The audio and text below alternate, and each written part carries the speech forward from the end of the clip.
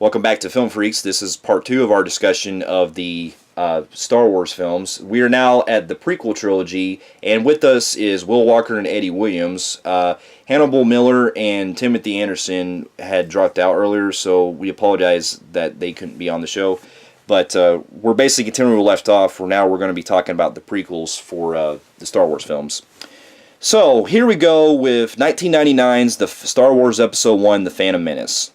Now, I'll admit, when this film came out, I was 7 years old and I loved it. Looking back, yeah, it has not aged too well for me. Yeah. I remember when I was younger, it was like one of those films where you do like, but then you go back to and you're like, yeah. Yeah, it was a bit. I'm sorry. Go ahead. I think it's the worst of the Star Wars prequels. I still don't think it's a bad movie. I think that it hits barely more than it misses for me. And the best way to describe it is if anybody's read Roger Ebert's review of Batman Returns, he has like a line near the end of it where he's like, do I think Batman Returns is a bad movie? No. Do I think it's a terrible movie? No. But did I like it? I can't say I did either. And that's basically how I feel with The Phantom Menace. I don't think that it's a bad movie at all. But I also don't. Definitely. I don't think there's a bad Star Wars film. I don't think every one of them is good in some way. Yeah, I feel like it's a good film. It's just the least good film in the prequel trilogy, and it's one that I just don't particularly like watching. Yeah, I can say that, okay, because the story with this one, when I was little, to kind of go into summary with it, this one deals with, it's a prequel, so this one deals with years before Luke and all them, where we have pretty much the origins of Anakin Skywalker, who was the father of Luke Skywalker. And we also deal with a young Obi-Wan Kenobi, and the early days of C-3PO and all them. And this one deals with actually something very unusual with a Star Wars film. This one deals a lot with politicians and shit. This one deals with what's called the Trade Federation, where they deal with monopoly stuff and things that, when I was little, it kind of flew over my head, but looking back on it, I was like, yeah, to me, this doesn't hold up for a Star Wars movie. This is way too political bullshit. I think the political angle is like probably one of the best things in the movie. I really enjoy that aspect of the film. I think the idea that the villains are like having a sort of trade embargo on Naboo and like not letting any resources come into that nation until they sign a treaty that will benefit them. I think that it's really cool that we have these villains with this more realistic and practical plan than merely blowing planets up. Because when you look at the villains of the original trilogy blowing planets up, you rob yourself of a lot of resources. You're really only hurting yourself by like taking this like huge potential resource source and just getting rid of it entirely. I think that the idea that the villains in this new trilogy are starving a nation or a planet in this case of its resources, I think that's genius.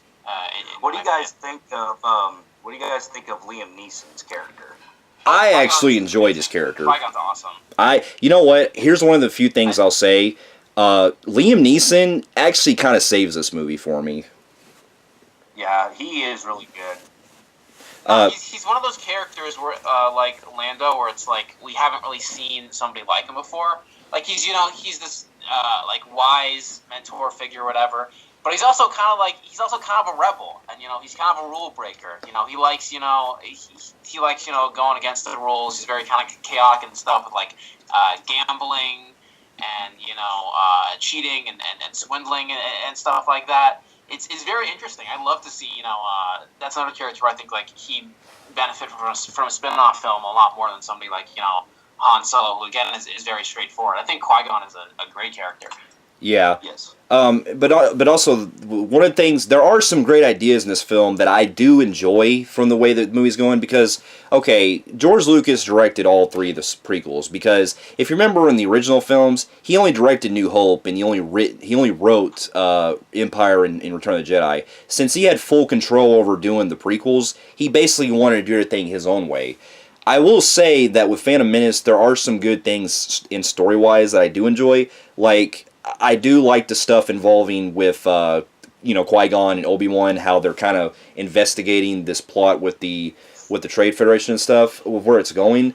And I will say there is a cool thing that they start with Anakin, at least on a story perspective, on how he's a boy who's slayed from and he has to be, he's basically a prodigy and no one knows it, and he has to become pretty much, he wants to show that when he goes with Qui-Gon and everything. I like the way that they do with the film. It's just that I feel like the writing is kind of the problem with it, because really, if you break it down, it's more the dialogue than it is really the writing storyline-wise. I do. I also felt like the film also had a little bit of pacing issues too. Yeah. Oh, absolutely. The pod racing scene, the pod racing subplot goes on like forever. Like if you watch Phantom Menace, it like just doesn't end, and it just keeps the other movie and it drags it. Yeah, I know. It drags. It seems was bad in this film when everything just dragging. It's like, man, Lucas, can you not write scenes? Yeah, well, that's kind of the irony, is that when it got to the pod race stuff, I actually was getting into the stuff, that was actually stuff I was getting into. It was mainly the other stuff going on where it was like the scenes where the characters are kind of just going over politics, things like that, where the film kind of steps back. Okay, like for example, when they leave there and they go to Coruscant, that's where the film really drags out for me. When they go there and they're having to do all the peace treaty and all that. I feel the opposite. I feel that's where it picks up. It does a little. To me, I feel like it mainly picks up when they go back to Naboo, for me at least. But I think that's the saying. Like, there are some pacing issues where, and this is kind of the problem in the trilogy overall. I noticed there's a lot of scenes that Lucas likes to do where characters are kind of walking back and forth from one scene where they're just talking, and they're doing exposition that's supposed to be important and everything. But it feels like in Phantom Menace, it felt like it was dragging out so much to a point for me. Yeah. And another. It's pretty sad because, like we stated earlier, these movies no Star Wars movie is considered extremely terrible. They're all good in its own way. But ain't it a shame that a lot of people hate this one so bad and thinks it's a really, really terrible film. It actually ruined that kid's career. Yeah, that's one of the sad things. And they bullied him. No, yeah. And the thing is, there is say what you about Jake Lloyd, but I think that there is a scene in Phantom Menace where Jake Lloyd really, really does a good job, and it's when he's leaving his mom. I like that scene. Yeah. No, that scene, Jake Lloyd is great in that scene, and nobody can say. I don't understand why, because you start looking at really freaking terrible films you've seen in the past, and then you see this movie, which, Star Wars films may have some of its problems, but they're all got unique, things going on, and I just don't see why that kid got bullied and ridiculed to where he actually ended up developing mental illnesses.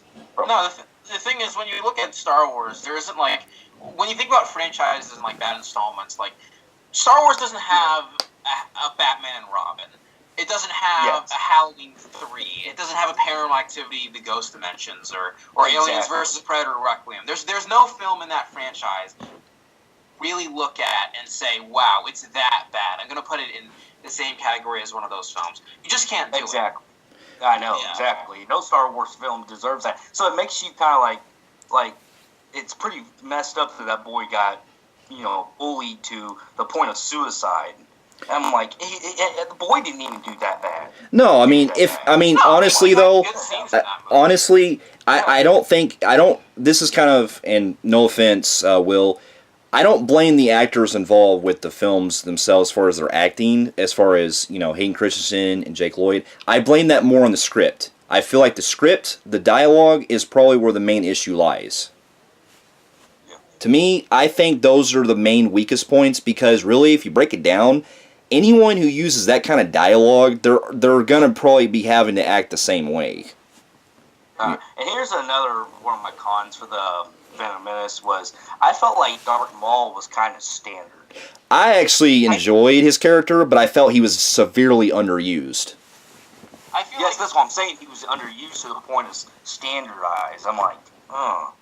I feel like Darth Maul is kind of like the Michael Myers of the Star Wars universe. I feel like the mystery he evokes, just the presence of like evil, the like non-speaking entity of darkness, I feel is just like I feel like it is very unique to Maul himself. You know, he has this presence to him that very much feels like a slasher villain. Yeah. You know, Yeah, I can see that. I can see that too, which is why I like himself is cool. It's just how George Lucas used him. It made him feel standard because he wrote him terribly. Yeah. Like not like you said, he didn't give him much to work with. Well, and that's man, the sad thing is, villain. yeah, and that's the sad thing is that, okay, it's sad that you have to read a comic book to kind of understand the backstory. I actually went and bought my girlfriend a comic book that had Darth Maul in it, and believe it or not, this actually filled in some gaps of stuff that I really wish they could have put in the movie, because they actually show a lot of brutality of what he goes through in the comic books, and they. I almost feel like it's better to not. I almost feel like, you know, it's the Michael Myers thing again, where it's better to like not know a lot about Darth Maul's past. Like, you know, have him like you can put in like, you know, bits and pieces in there, like, you know, like you still give him like a character. But I feel like part of what makes Darth Maul so special is the mystery to him, is that he is this, you know, evil incarnate figure. At least that's what I feel. Yeah. I can see that. Well, I will say, too, because some of my biggest highlights with the film is I love Qui-Gon. I also like Obi-Wan. I like, but again, he is very severely underused because honestly, he's more in the background in this film. They don't really give him much to do until Episode 2. But Obi-Wan's just. To be honest, I don't like Obi-Wan as a character. Period. Until Episode 2. I feel like in Phantom Menace, he just has no personality or character at all. And I feel like in the original trilogy, he's just kind of a dick. And I think Episode 2, which we'll get into, is where I think I really started to like this character. Yeah, with and also one of the things I also liked about Episode 1 was this was one of the last Star Wars films to use practical effects, because this one, they still were able to render like a lot of matte paintings with the visual effects and a lot of the like actual architectural buildings and stuff. And some of the visual effects, I think still hold up. Like, I think the visual design for Jar Jar, I think, still holds up. And some of the other places they go to in the worlds and everything, they look pretty cool. So I will say that Episode 1 at least has that quality. Visually, it still feels pretty good. It still holds up for me. And also, one of my biggest highlights, though, is the final battle that takes place with Darth Maul and Obi-Wan and Qui-Gon. To me, that is probably one of the best fight scenes of the entire franchise. That scene is great, I think. And that scene is really good. I think the one scene that I remember the most from Phantom Menace, like, in that whole part, is when Qui-Gon and Darth Maul get, like, cut off by the doors. Yeah. Like the hologram doors, and, like, you know, it really just shows, like, the dichotomy between like the Sith and the Jedi. You have like, you know, the Jedi Qui-Gon like kneeling down, meditating, trying to clear his mind. Then you have Darth Maul on the other side, just like panting like an animal and puffing his chest. You know, I feel like that scene just tells so much about these characters and so much about these two religions, Sith and Jedi, and it really does evoke, at least for a little bit, at least for like 2 seconds, that like world building that Empire did so well. Yeah. Yeah. I could see that. I also got into some of the stuff with actually, yeah. I mean, to be honest, most of the stuff I was getting into was when they mainly got into the last act, because that's what was. Because really, the first hour and a half, like, it's not that I hated it, I just felt like I was kind of uninterested now looking back on it. Because when I was little, I used to love all this stuff with the Gungans and all that, but now looking back on it, I did kind of feel like they did kind of annoy me a lot, you know? Yeah, go ahead. I was gonna say, I will say, Phantom Menace does have, in my opinion, the funniest character in any of the Star Wars movies. It's not Jar Jar, so don't worry. It's Watto. Watto, I think, is absolutely fucking hilarious. I think everything out of his mouth is gold. The voice actor who voiced him did a phenomenal job, and just the way that just the cynical way that he acts with all the other characters, I think is brilliant. I guess I have like a thing for like sort of grumpy cynics, and I think that Watto is very much that. I'll say Watto is one of the best parts of Phantom Menace, even though I know a lot of people don't like him. But yeah, I didn't mind Watto. I mean, I didn't mind him. I think that he was, in a way, if you look at it, he's kind of like an allegory of like a mafio type kind of character. Yeah, yeah, that's what I kind of got from him too. Like this sort of like gruff voiced mafioso, like Lenny, Yeah. Yeah, I remember. What would y'all score? Well, because Phantom Menace, I don't like hate. I think it's just kind of just mediocre at best for me. Probably gonna go maybe 5.5 out of 10, maybe. I'd give it a C plus, I think, which is still better than like a lot of other movies out there. But it's definitely a disappointment by Star Wars movie standards. But yeah, C plus is what I'm looking at for Phantom Menace. Yeah, I'm gonna go about a 6 out of 10. Fair enough.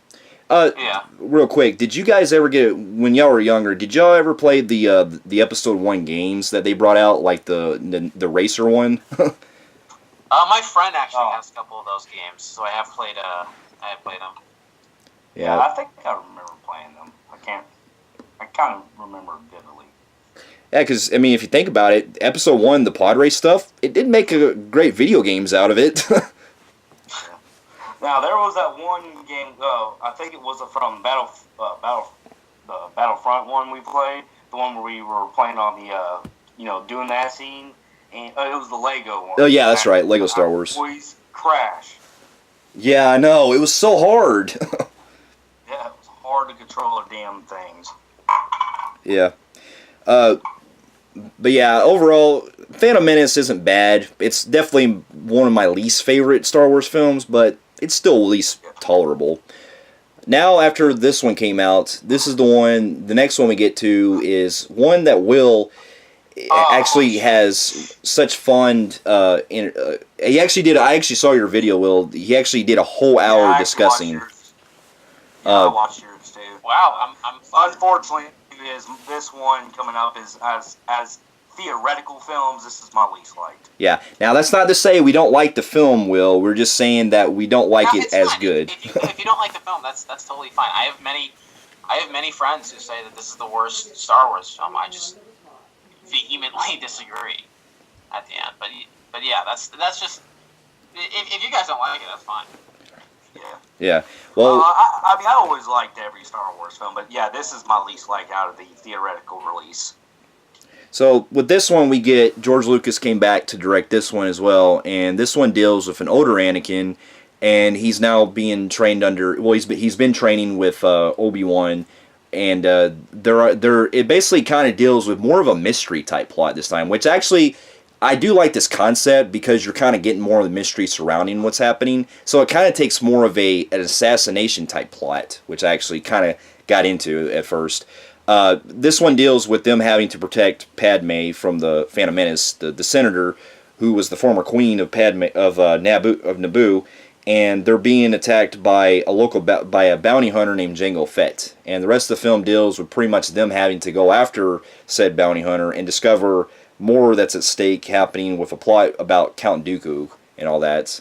And at the same time, we get a lot of a story involving Anakin where he falls in love with Padme. And this is Hayden Christensen's opening. Which is weird because I wonder why they couldn't bring back Jake Lloyd to play Anakin. Well, because he was got like really 14. cool. Like they tore that boy's his performance wasn't even bad in the Phantom Menace. It's just they hated him so bad for that film. I do not understand that. Yeah, I know. You bring up the assassination thing with how it was an assassination plot. That's what they're going for. I feel like they were going more for a noir kind of film. I can see that because I do like the kind of Blade Runner look they use.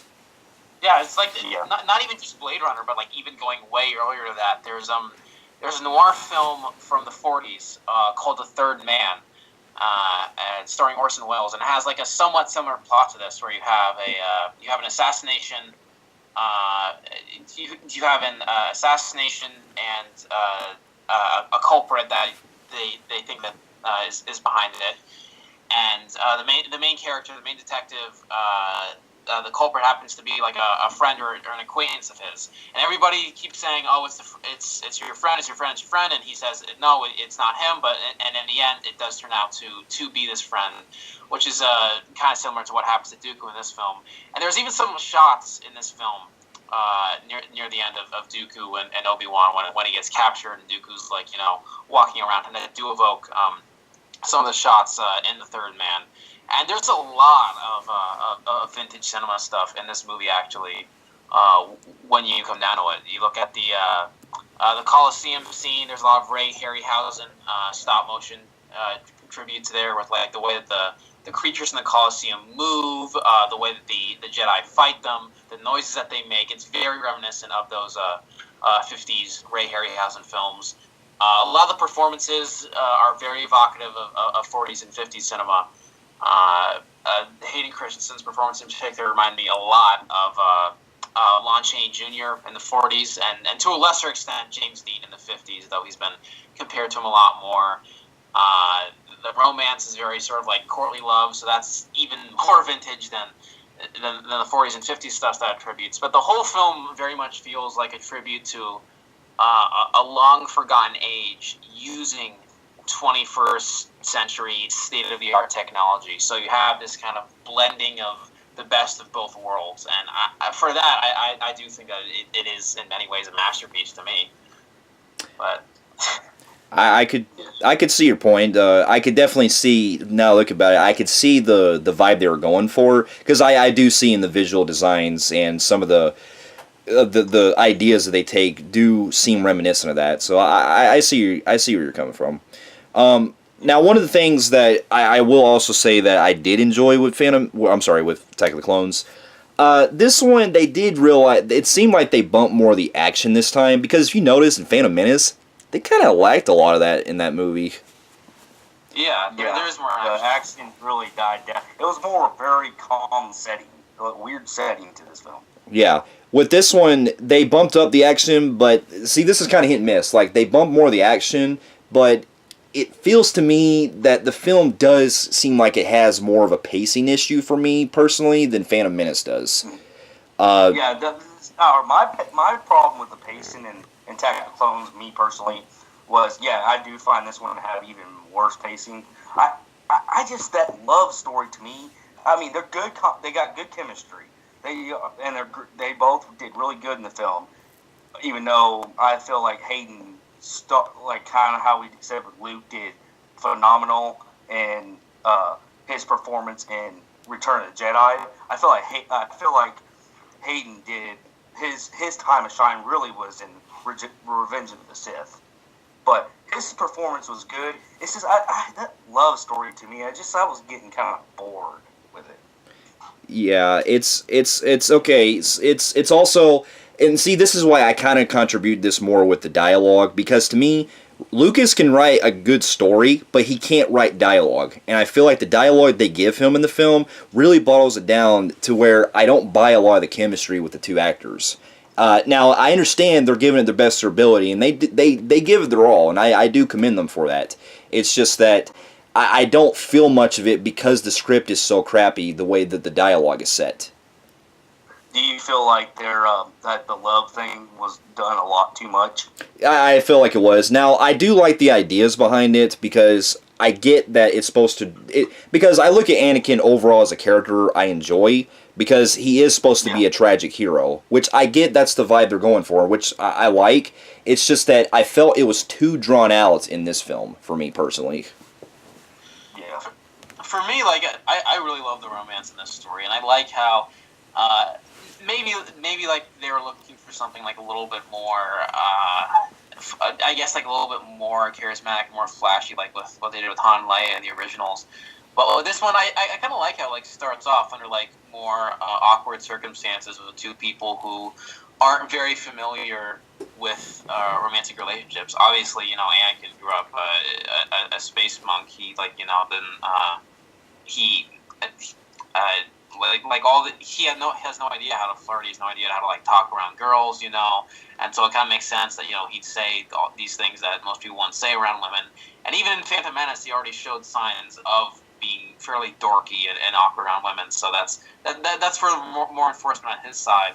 And with Padme, she's much more she's extremely professional. She doesn't have time for romance relationships or flirting. So you have these two people who are very underdeveloped romantically. So I think that can lead to more awkward interactions. But even then, you still have some nice scenes, when they're on the fields, or even a little bit of their banter before the whole sand scene. That kind of lifts it up a little bit.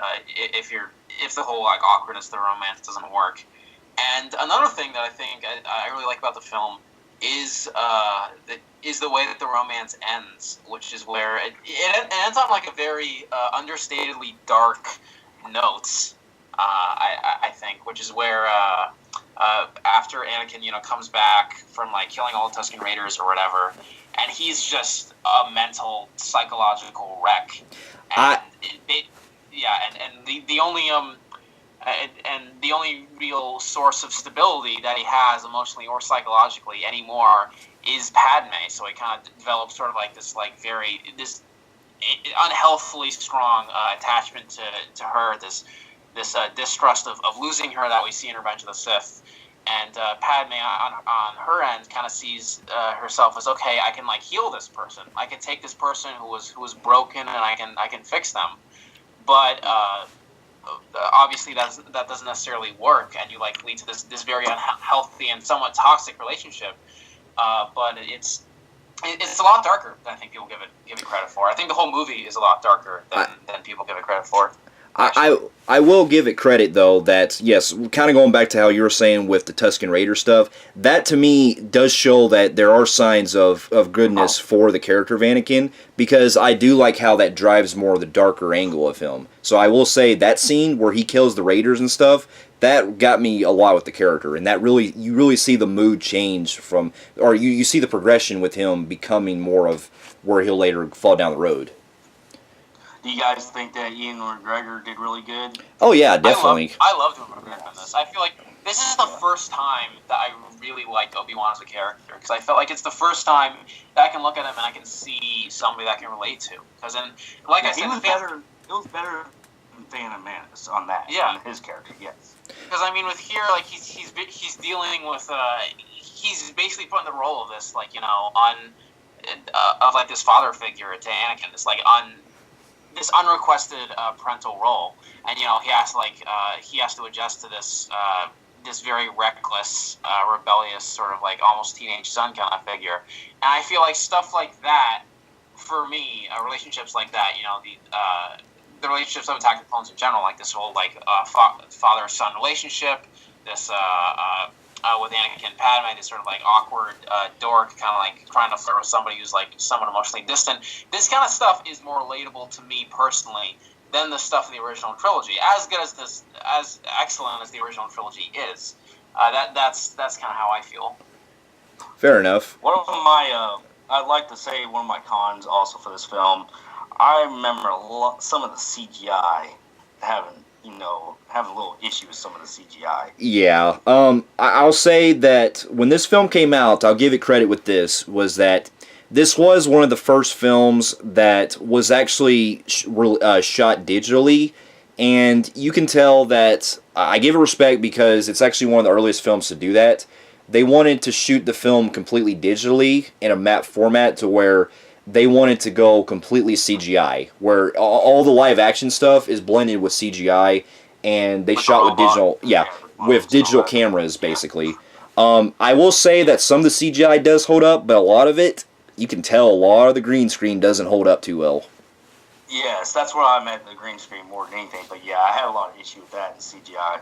Well, it's some CGI, yes. Some of the CGI parts, when it cuts to the stuff on Geonosis, where you see some of the creature designs, some of them look pretty off. Like that one guy with kind of the green kind of suit. That dude looked weird. But yeah, for a majority of it though, you could tell that they at least wanted to do something different because they were going from practical effects mostly in the original films to go into CGI. And I get what Lucas was going for, but this one you can kind of see that he was he was starting to overdo it a lot. Yeah, that's my issue. Yeah. But I will say though, the CGI for some of the cool action scenes do work in some parts, especially like when we get to see Obi-Wan when he goes after Jango. That fight scene when he fights Jango Fett, I thought still holds up. Where it's in the rain.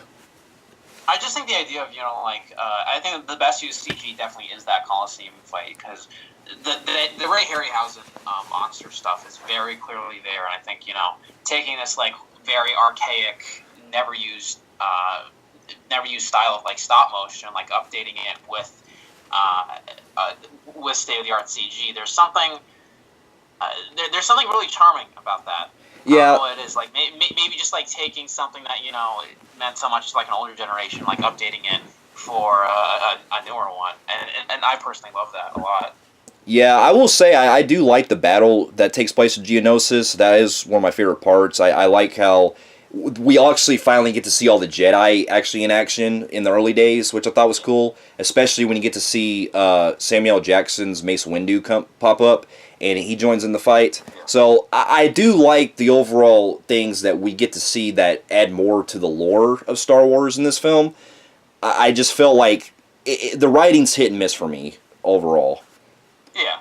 And another thing too, I also noticed, because honestly, I was more, on a story perspective, I was more interested in the stuff going on with Obi-Wan than I kind of was with Anakin, because I felt like the stuff going on with Obi-Wan, the way that he's kind of doing this, searching for stuff, I was kind of more invested with that over the stuff with him and with Anakin and Padme. But one of my other things I also enjoyed too was the way that we get to see the different types of lightsaber fights, especially when we get to see Yoda fight for the first time. One thing that I want to comment with the fights that I really liked is the little moment when you have Anakin and Dooku fighting, and Anakin switches off the lights, and they kind of their sabers sort of switch off in the darkness. Because when you look at Dooku, there's a lot of parallels with Vader in the original trilogy. I mean, they're both former Jedi. They're both ends justify the means kind of characters. They're both gentlemen swordsmen. They speak with a similar cadence, and there's kind of this feeling when you have these sabers switching that Anakin's almost fighting his former self, fighting his future self. Sorry, and I think that's a really cool idea. So that's probably my favorite lightsaber fight in the movie, as short as it is. Yeah, I could see that. I will say that scene was pretty cool. How it's all in the dark and stuff. It did have some cool. It did have some cool visuals with that, and the way it was choreographed. Yeah. Overall, though, I mean, there are some things that I don't. There's a lot of things I don't necessarily like about Attack of the Clones, but overall, I still don't think it's a bad movie. I just felt like out of the entire franchise, it's definitely my least favorite. But I still think though with some of the things you're talking about, Will, that it does kind of let me see things a little better than I haven't seen before though. That's good. So with this one, I'm probably gonna go maybe 5 out of 10. Yeah, I'm going 5 out of 10 on that too.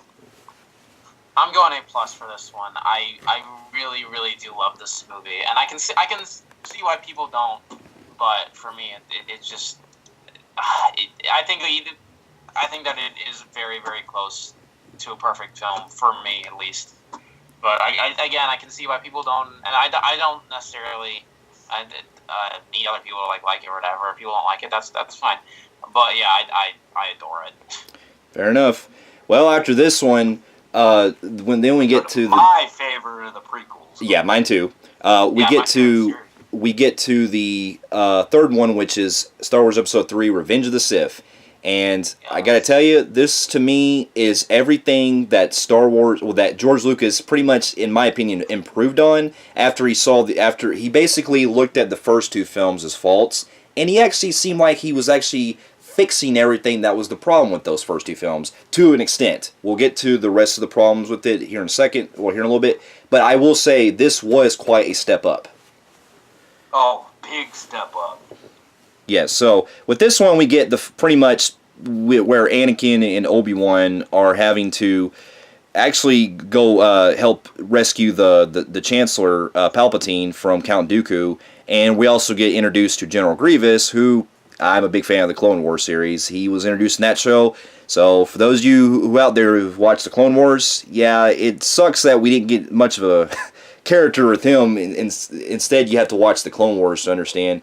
But anyway, this film deals with a lot more darker stuff with Anakin, to where I actually got more and more enjoyment out of. Oh yeah, I think that Hayden Christensen's his performance is at his best in this film. I loved the dark tone to this film. Like, the dark tone is a really good setting for it.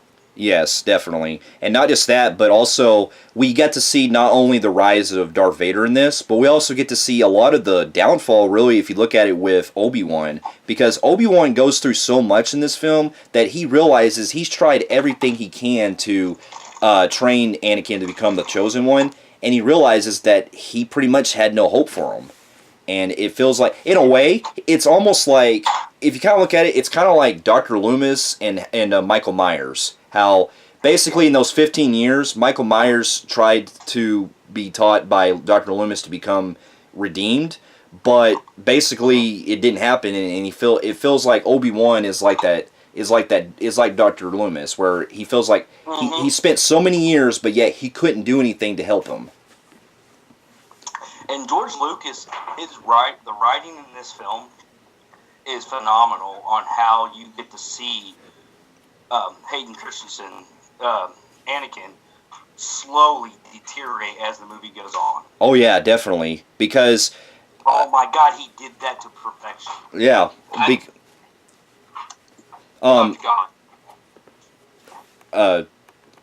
I'm sorry. Go ahead. Yeah, I was gonna say with Obi-Wan and Anakin, and even with Padme, I think there's this theme that people don't really talk about a lot with this film, with trust. I feel, trusting people too much versus like trusting people too little. I think with Obi-Wan, he becomes so prideful and so trusting of Anakin that he can't. He's blind to Anakin's suffering. He's blind to how lost he is, and with Anakin he's the opposite. He's like, he deeply loves people, but he can't trust them, especially those closest to them, because he's afraid of losing them in some way, be it to death, be it to betrayal. There's definitely like a lot of insecurity to him. With Padme, she's in the same boat as Obi-Wan, so to speak. She trusts Anakin way too much, and she's so prideful of what he's become that she's blind to his fall, which I think is really interesting. So yeah, and there really is this really great exploration of the theme of trust in these films. Even with some of the minor characters like Mace Windu, who did a bunch of things behind Anakin's back, didn't tell him the truth about a lot of things. Yet he expected Anakin to be somebody that he expected Anakin to be somebody to trust him. So yeah, I think that trust is definitely a theme in the film that's very, very important, very much at the core. It doesn't get explored that often. Yeah, That's by analysts. And go on. Yeah, one thing I do like about Revenge of the Sith, and I think what Revenge of the Sith did better than all the movies combined, and this is like out of every film they've ever done, was I thought they did the more vulnerability, all bets are off. Definitely, yes. Because you're seeing kids get killed. They didn't do that in the other ones. You're just seeing people just dropping left and right. No, Yeah. the whole film feels like a Shakespearean epic. Like it really does. Yes. Whereas, yes. whereas, and I think that I think is probably why it's not the real basis of why I like prequel trilogy more than the original trilogy. It's that the original trilogy was Greek mythology, or the millennial. Basically, it was basically Greek mythology for the millennial generation. The Star Wars prequel trilogy, I think, is Shakespeare for the millennial generation, and I think that's probably why I prefer the prequel trilogy more, because I'm basically a Shakespeare nut. I love Shakespearean works, and to see that, Yeah. done in such a large scale as Star Wars is awesome to behold. Yeah, and not just that, but it's also great that, like, kind of going back to earlier, going back to the beginning of our discussion of this, how this is basically, like you were saying, Shakespeare, because you're seeing a tragic hero story. Because if you look at the original films, the original trilogy was more about good guys trying to defeat evil. Well, this one was more the opposite. This is about evil trying to take over to defeat good guys. So it's almost like Lucas reversed it, basically. He said, no, we're not going to end on a high note. We're going to end on a very dark note where all bets are pretty much off and you're all doomed, basically. Yes. I feel like Lucas, he really put an effort on this one compared to the other two. Yeah, I think he really, really sat down in his office wherever he likes to write and kind of idea his films. I think this one, he really put, a lot of work in this one. One of my favorite things, too, about the film as well is the interaction between, and yeah, I agree, definitely, is the interaction between Anakin and the Chancellor. Because one of my favorite scenes is actually something that I actually kind of really theorized if they're going to use probably in the later films. You remember that scene where they're at like that opera place and Chancellor Palpatine is talking to him about a Jedi named Darth Plagueis who pretty much had the ability to save people, and ironically enough, he got killed with his own power. That's something that actually added so much lore to the Star Wars franchise that I actually wonder if they're going to actually use something like that in the later films. Yeah. Because now keep in mind, I know we're going to get to Force Awakens here later, but in regards to Snoke in that film, a lot of people are kind of rumored to think that supposedly he might have something to do with that. Or at least a character similar to him. But I don't know. I really do feel like if they use that kind of character, though, I think it would be really interesting for the franchise. But also, you really do feel the vibe for all the seduction that the Chancellor pulls with Anakin, because the stuff because basically he wants Anakin to become the dark side because he feels like Padme dies in the future when he has their kids. So in order to save her, he has to become bad. And so I actually liked how the Chancellor was trying to manipulate him into that way. Yeah, just really digging and sucking him into it. Yeah, I know. That was really good. Not only that, I gotta also say that this one has a really, really good score to the film. Oh yeah, this one to me, in fact, one of my favorite scores in this movie is actually the part where basically when Anakin becomes Darth Vader, that's when the Chancellor orders Order 66 and when all the clones turn bad on everyone. And that's when we get that very emotional scene where all the Jedi pretty much die. Yeah, that, and I also like the score where Anakin and Obi-Wan are fighting. Yeah, I love that theme, or I love that piece by John Williams. Yeah. But yeah. Yeah, go ahead. For me, I think the best scene in the movie is the Sunset Ruminations scene. It's when it's when Anakin. It's right before Anakin goes out to to stop Mace Windu, and it's when he's at the Jedi Temple and he's thinking about what Palpatine told him that if he dies, then any chance of saying Padme will be lost. And Padme and Anakin are looking out to each other from the Coruscant sunset, and Hayden's facial acting and Nodley's facial acting is so fucking good, and it managed to convey so much emotion, so much character through no dialogue, no action, just facial acting, cinematography, and music, and it's absolutely wonderful. It may actually be my favorite scene in any film. I really love it. Yeah, I actually really enjoy that too. I think that really showcased a lot of Hayden Christensen as an actor. I like the really small moments where where he's like very quiet and he's very very stoic like that. He puts a lot in. He puts a lot of energy to his performance with that. Definitely. And not just that, but you know what I love too about this one was how this one actually it feels like a war movie because. Yeah, the Clone Wars are still going on in the movie and everything, but it feels like you're getting so much happening to this film that all the battle sequences, especially when it takes place on Kashyyyk, where you get to introduce to the Wookiees. I love those parts because it actually feels like a war movie. Yeah, it does. I agree with that. Yeah, and also I also really enjoyed the way that I was gonna say this. How we get introduced to some of the other characters that we'll later see. Wait, no. I'm trying to think. Oh, one of my other all-time favorite moments is when we see that Anakin and Obi-Wan fight, and it's I will say it's a great fight scene, but I think it's probably one of my least, well, it's not one of my least, but it's not like one of my favorites, so to speak, of lightsaber duels, but I still really enjoy the fight.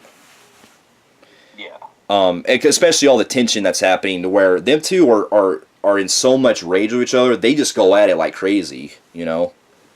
Oh, yeah. Especially, I like how on this planet they're at, too, it's like all in this lava type of world, Yeah.